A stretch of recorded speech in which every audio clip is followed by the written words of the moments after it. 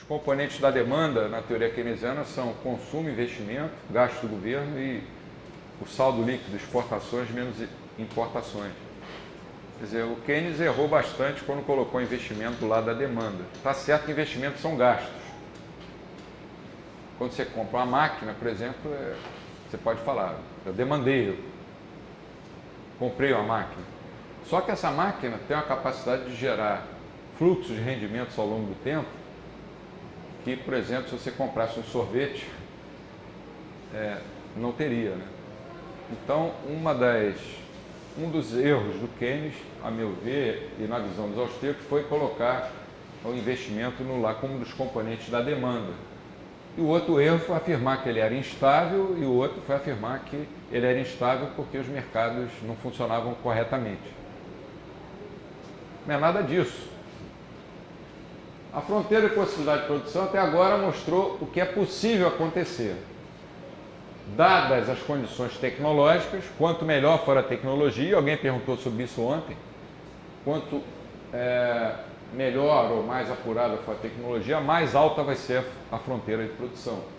As restrições de recursos e as preferências intertemporais.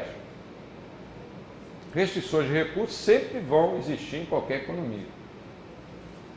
Mas ainda resta ser mostrado como é que esse possível vir de fato a ocorrer em uma economia de mercado. Como pode ser possível isso acontecer numa economia de mercado? Como podem as preferências intertemporais, especialmente as mudanças nessas preferências, se converterem em decisões tomadas pela comunidade de investidores? O principal sinal de preços, os preços funcionam como sinalizadores, né? É a taxa de juros, que está plenamente associada com o mercado de crédito, que é o mercado de fundos para empréstimos que a gente viu ontem.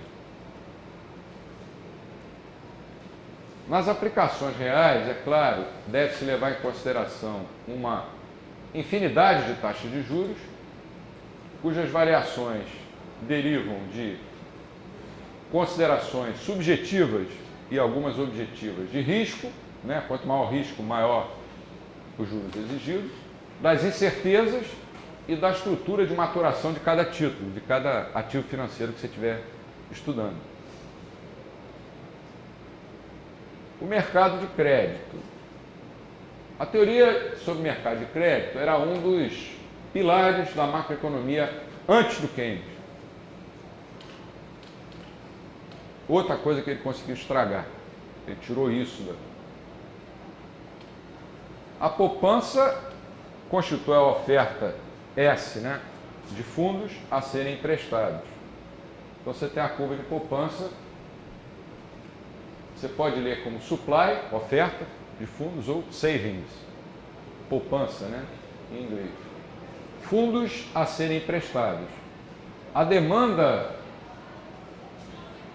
ou seja, a demanda de investimentos, reflete a disposição da comunidade empreendedora para pegar emprestado esses fundos e investi-los em projetos. Aí vai aparecer a curva de demanda de investimentos.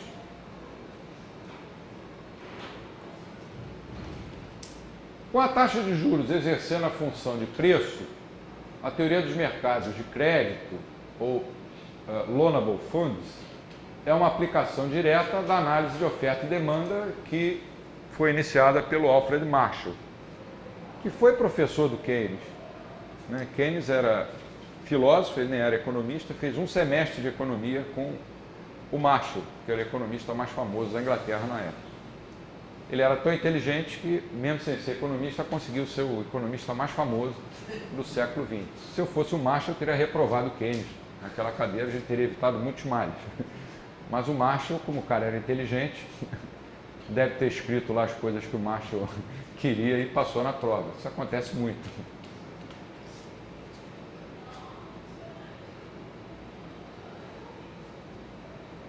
Os dois, o Baumbarger e o Keynes, reconheciam que a taxa de juros relevante deveria ser uma taxa de juros que fosse amplamente concebida.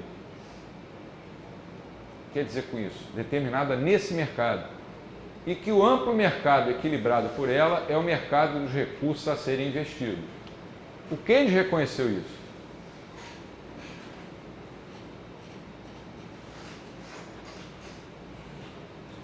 Então aparece ali, ó, não sei se dá para ver aí de trás, recursos a serem investidos.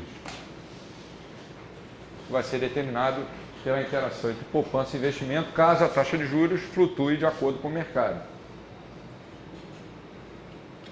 A teoria sobre mercados de crédito era mais identificada com Sir Dennis Robertson, um contemporâneo de Keynes e bastante crítico da teoria keynesiana, especialmente a teoria da preferência pela liquidez, que é uma teoria que diz que os juros são determinados de acordo com a preferência pela liquidez dos agentes.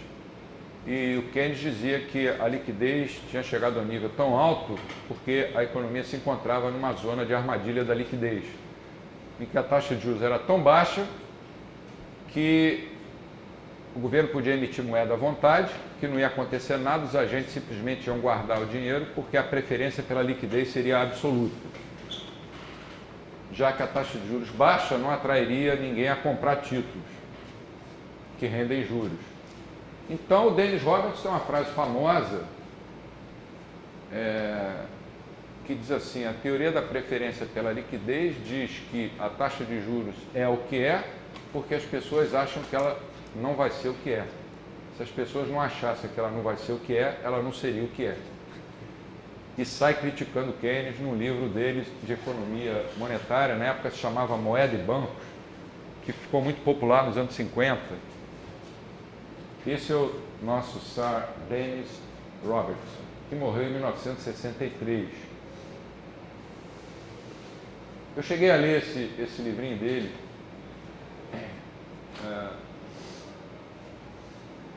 Era muito crítico sobre o Keynes e os dois eram contemporâneos, né?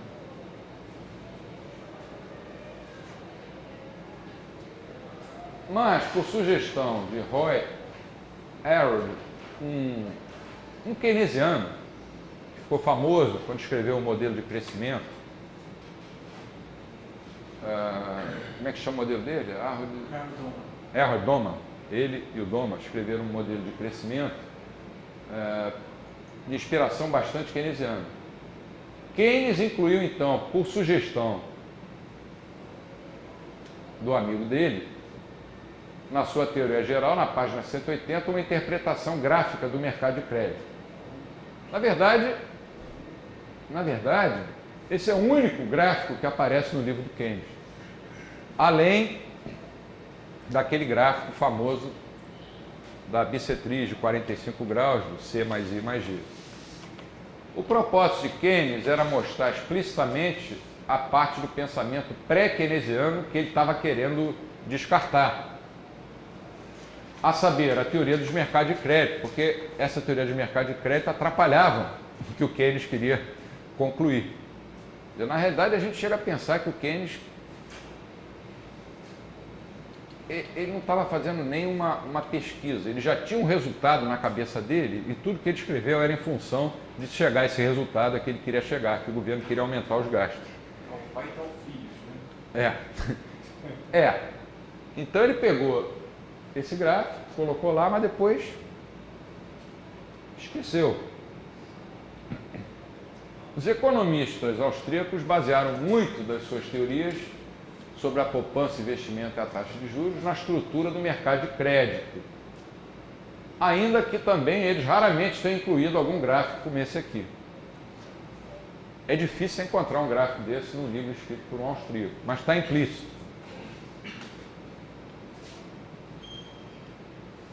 Se as pessoas se tornam mais orientadas para o futuro, ou seja, se aumenta a disposição de poupar, elas vão aumentar sua poupança, isso vai fazer a taxa de juros cair e com isso vai encorajar a comunidade empresarial a empreender mais projetos de investimento.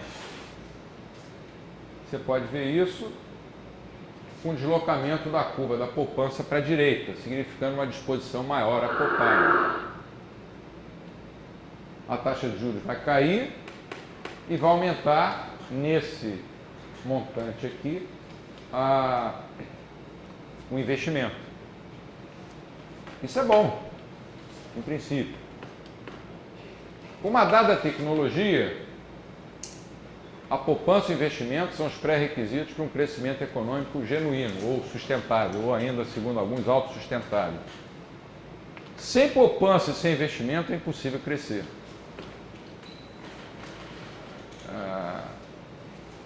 Sem o Robinson Crusoe deixar de comer um peixe por dia durante 2 dias, é impossível para ele construir a rede com a qual ele vai pescar.